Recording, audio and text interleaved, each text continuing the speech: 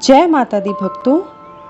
नवरात्रि का ये 8वां दिन यानी दुर्गा अष्टमी के दिन आपको दुर्गा अष्टमी की हार्दिक शुभकामनाएं।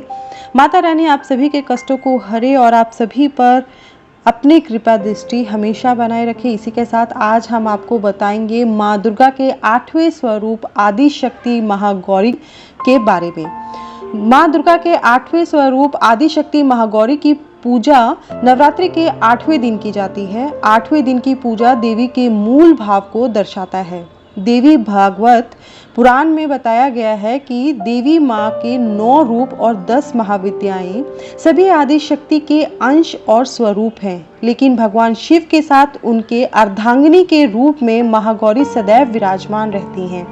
इनकी शक्ति अमोघ फलदायिनी है। महागौरी की पूजा मात्र से भक्तों के सभी पाप धुल जाते हैं और उन्हें अक्षय पुण्य की प्राप्ति होती है।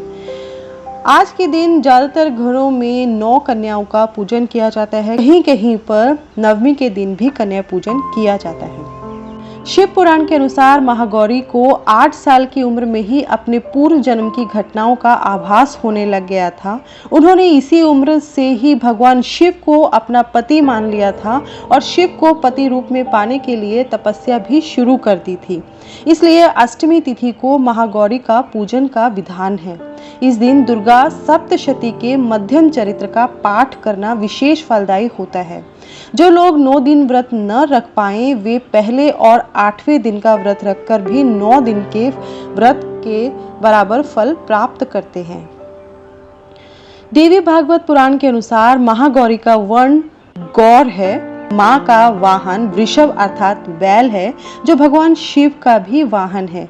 माँ का दाहिना हाथ अभय मुद्रा में है और नीचे वाले हाथ में दुर्गा शक्ति का प्रतीक त्रिशूल है। महागौरी के ऊपर वाले हाथ में शिव का प्रतीक डमरू है और डमरू धारण करने के कारण माँ को शिवा के नाम से भी जाना जाता है। माँ का नीचे वाला हाथ अपने भक्तों को अभय देता हुआ वर मुद्रा में है और माँ शांत मुद्रा में दृष्टिगत है।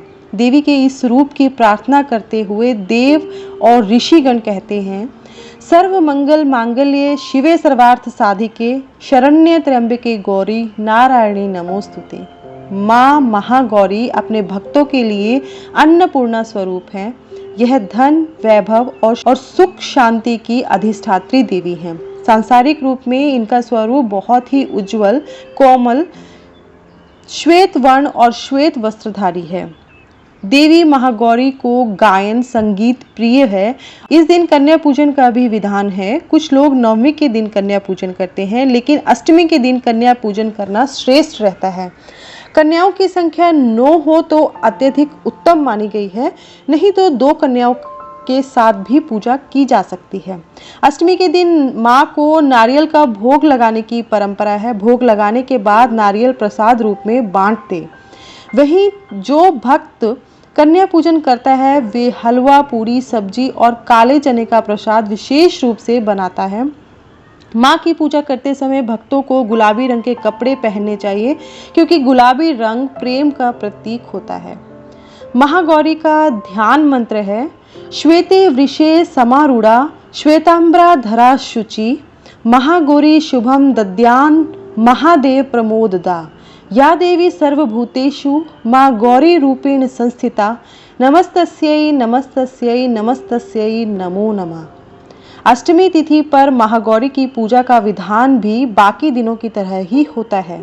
जिस तरह सप्तमी तिथि को माता की पूजा की जाती है, उसी तरह अष्टमी तिथि को भी शास्त्रीय विधि से पूजा की जाती है। इस दिन माता के कल्याणकारी मंत्र ओम देवी महागौर्य नमः का जप करना चाहिए। माँ को लाल चुनरी चढ़ानी चाहिए। महागौरी को कौन सा फूल अत्यधिक प्रिय है, तो बता दें कि माँ महागौरी को रात की रानी के फूल बहुत पसंद हैं, तो आप उन्हें रात की रानी का फूल अर्पित कर सकते हैं। आइए सुनते हैं माता महागौरी की कथा। देवी भागवत पुराण के अनुसार देवी पार्वती अपनी तपस्या के दौरान केवल कंद मूल, फल और पत्तों का आहार करती थी। बाद में माता केवल वायु पीकर ही तप करना आरंभ करती हैं। तपस्या से माता पार्वती को महान गौरव प्राप्त हुआ है और इससे उनका नाम महागौरी पड़ा।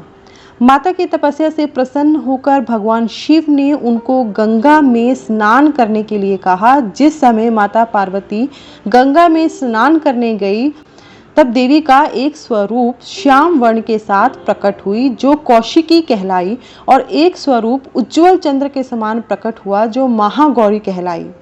माँ गौरी अपने हर भक्त का कल्याण करती हैं और उनको सभी समस्याओं से कष्टों से मुक्ति दिलाती हैं। तो बोलिए माँ महागौरी की जय। जय माता दी भक्तों। नमः शिवाय। धन्यवाद।